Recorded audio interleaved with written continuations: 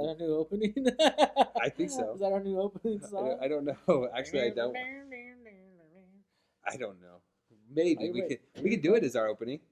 You know the music that you have, the bumper music? It Yes. almost sounds like Roseanne. The TV show Roseanne. Well, it's not Roseanne, Steve.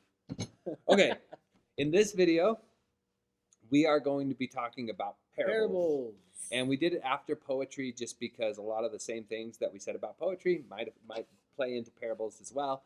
You've got a lot of language, metaphors, similes, hyperbolic speech, those kind of things. You're all seeing that in parables, right?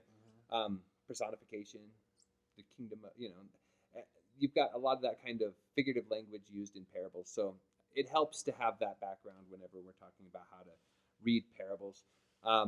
But Jesus taught in parables. And one of the interesting things about the Gospels is it's not just a narrative where it's telling us about what Jesus did. It's also telling us about what Jesus taught and what he said, what he believed about himself. And so in the books of Matthew, Mark, Luke, and John, or the Gospels, we have the teachings of Jesus, which includes parables, because Jesus taught in parables. Why would he do that? I feel like they're easy to understand, and I think the common person in that time could understand them. Yeah, there's something about a parable where you don't need to have a whole bunch of like a doctrine degree and whatever to figure out a parable, but they also sit with you all day.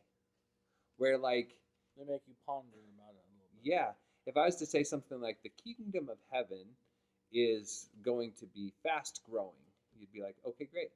But if I say to you, the kingdom of heaven is like a mustard seed, though it's the smallest of all the seeds, it grows to the largest of all plants. You'd be thinking about that all day.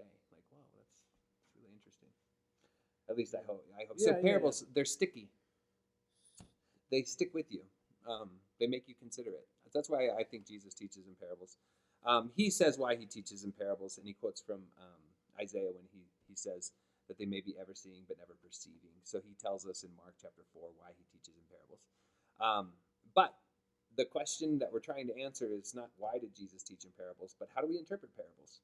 And Jesus gives us a hint in how to interpret parables in Mark chapter 4, after he tells the parable of the sower, in which a sower went out to farm his seed.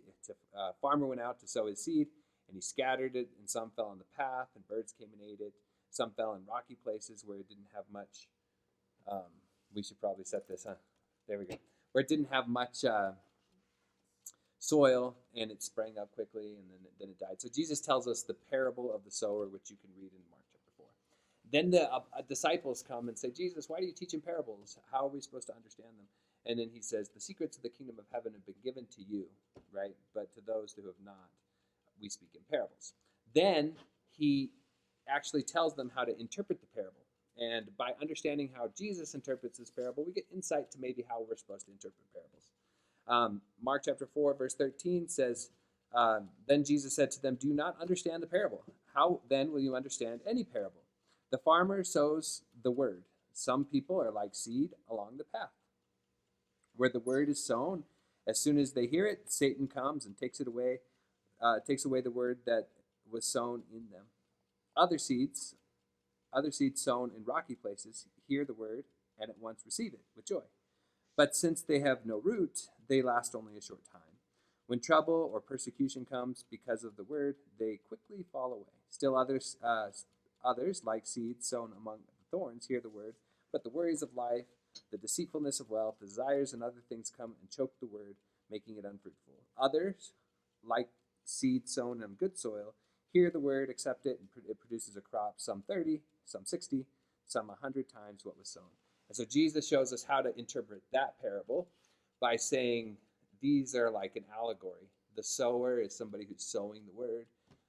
The seed is the people. Satan is that bird that snatches it up.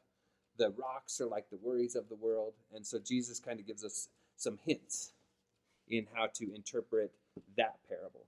Because most of them don't have any explanation. Yeah, most of them don't. But when you find one that does, you can go, okay, let's see how Jesus would interpret a parable.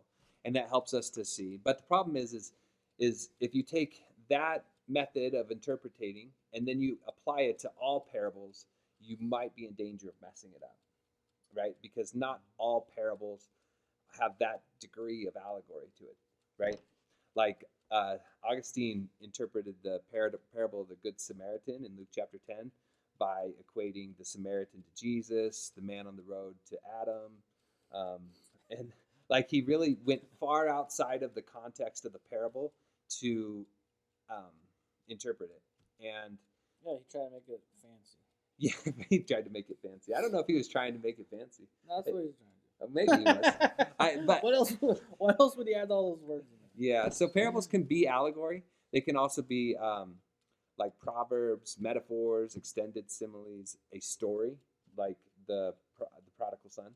It's a story about a child who goes and asks his father for, and there's allegory in it. Like there's definitely sometimes where I can relate to the unrighteous son or the self-righteous son, but it's telling a story. So not all parables are allegories the way that Jesus interprets Mark 4, but some of them are, and we have to just know the difference. Some helpful ways that we can do that is just consider the context of the parable itself, right? Like in Luke 10, when Jesus is giving the parable of the Good Samaritan, it's somebody comes to Jesus and asks, "Who's my neighbor?" Yeah. And then he gives the parable instead of just giving an answer. He gives a parable. Yeah. And what does that parable do? Shows us who the neighbor is. So, yeah. It like not does it tell us who the neighbor is, but what the good neighbor looks like. What being a good neighbor looks like. So there's that. I think parables do their best when they try to get a response out of the person that's hearing the parable, right? Like a parable is supposed to make you stop and think, and maybe even like because it's sticky, maybe even like make you think about it all day, right? Because it's shocking, right? Yeah, there's always like what do you call it, a punchline. Yeah, a punchline, like a mousetrap, like you're listening to it and you're like, oh, I got it, and then all of a sudden the trap slams shut and you realize, oh, you didn't quite understand it until this point, and that point is usually shocking, right? It catches us by surprise. Like, in order for us to really understand the shocking nature of some of these parables, we have to understand the not only the context that each gospel will put the parable in, like in Luke, the Good Samaritan is next to a conversation about what a neighbor is, but also the context of that group of people too. Like, what did people in first century Jerusalem think about Samaritans? Very low. Yeah, they didn't like them. They thought they were maybe like dogs. Dog. Right? They just didn't like them. And so Jesus is like coming around and saying, there's this man who got hurt and robbed and beaten and left for dead. And there's a priest. Maybe the priest will help him. Nope, the priest didn't help him. There's a Pharisee. Maybe the Pharisee. Nope, the Pharisee didn't help him. Who helped him? The Samaritan. And then the audience would have been like, wait a second. The dirty Samaritan is the hero of the story? It makes you take a look at yourself. Yeah, and it would so one way that we could maybe even show the effect of a parable in our own society is to try to understand or find the mousetrap or the punchline in the parable, and then shape it to our own culture, right? Like if I was to retell the story of the Good Samaritan, I might, change all the characters around.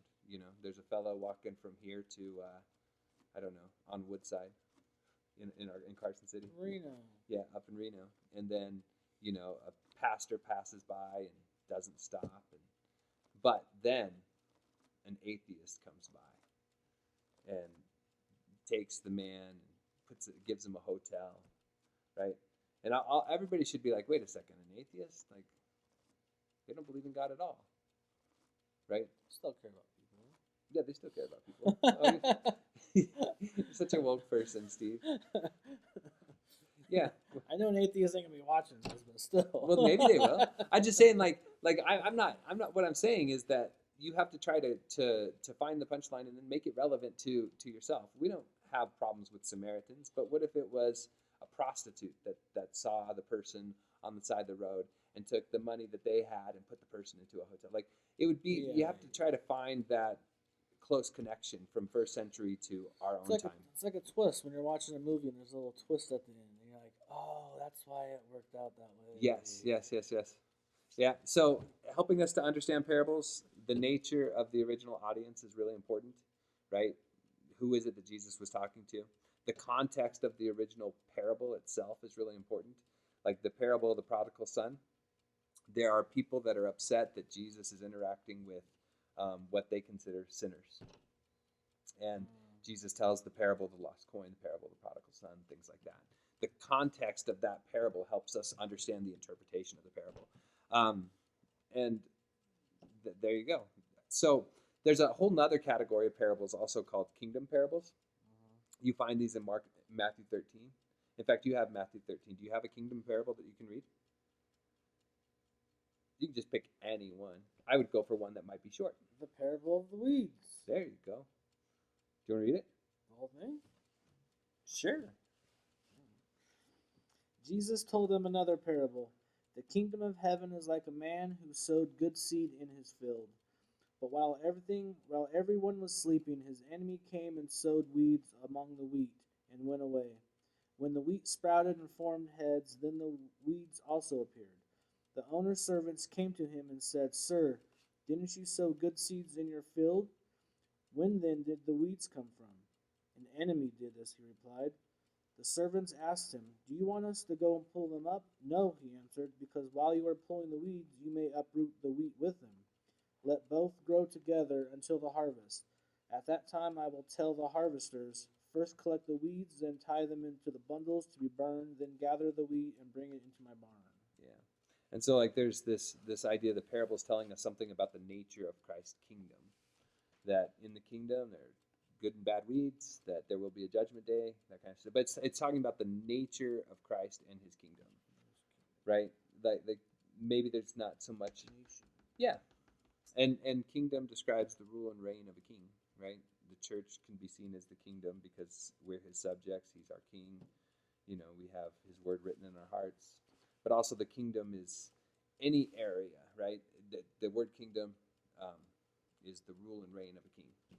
And so we're still looking for that kingdom to continue. And those are only in a certain section, or are they just kind of sporadic? Well, mostly Jesus will say, the kingdom of heaven is like. And when you hear that, that's like, here's a clue. This parable is about the kingdom of heaven or the kingdom of God. Oh, the parable of the net starts off with, once again, the kingdom of heaven is like a net. Yeah. And so those are kingdom parables, where Jesus is telling you at the very opening of the parable, this is a parable about the kingdom. Where other parables, you know, the prodigal son, right? Jesus is saying there was a man, you know, but the context is actually talking about, you know, him being criticized because he talks to sinners and tax collectors. Then Jesus tells him a parable about a righteous and a unrighteous and a self-righteous child. These parables are a special category because Jesus begins them by saying the kingdom of heaven is like. Whatever interpretation that you come up with for the kingdom parables should say something about the nature of the kingdom itself. So, mostly because we didn't set the time until partway through the video, we're done with parables. It's like a 20-minute video. I don't think it's 20 minutes. So, that's parables. That's parables for you. Yes. We got one more video. We'll do 2 topics in the next video. We'll do the law and apocalyptic writing. So, until then, salute.